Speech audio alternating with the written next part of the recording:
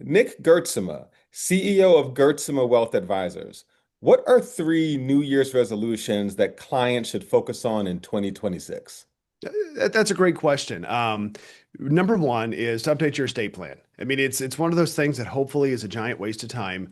But spoiler alert, everyone's going to die. And it's a lot better to look at these things before you pass away than to have your family have to go through them. So go through your life insurance, make sure the beneficiaries are listed. If you're in a second marriage, one big thing is to make sure that your new spouse is on all of your accounts and not your ex. We've seen situations like that.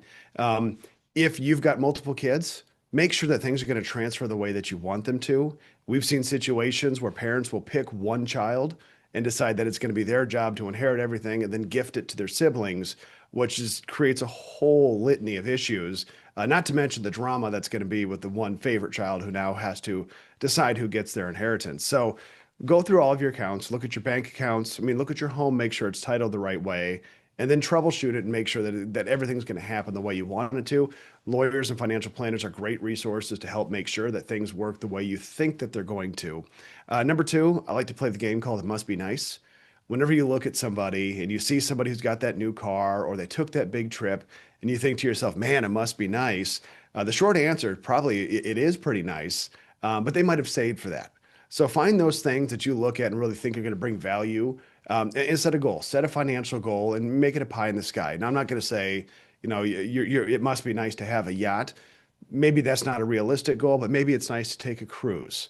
So set it, make it real, set a timeline that, you know what, it would be really nice to take an Alaskan cruise. I want to go in August of next year, and then make a plan and back into it so that when the time comes, you can spend the money on the cruise. The money is there and you don't have to feel guilty. So I love to see it when people make a financial goal, because there's no such thing as a financial goal, just life goals that have a price tag. And then the other one, and this is kind of a play on a pretty normal thing, but kill the vampires. So a vampire is something that sucks away your money, and you may not be paying any attention to it. My favorite are electronics in your house that have a red light. So if you go through your house, your spare bedroom, you've got a TV set up in there, you've got a cable box that has a red light. That thing's not off, it's in standby mode, it's sucking little bits of power. So you can go through your house and unplug the things that you're not using, look through your checking account, look at the things that are on an automatic bill. I've got a whole bunch of kids. So it's really easy for me to all of a sudden look at my checking account or my credit card and say, okay, we've got Disney Plus, we've got Hulu, we've got Netflix.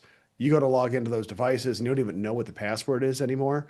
It's okay. I mean, you can cancel those subscriptions and they'll still accept you back if you change your mind and realize you didn't want to.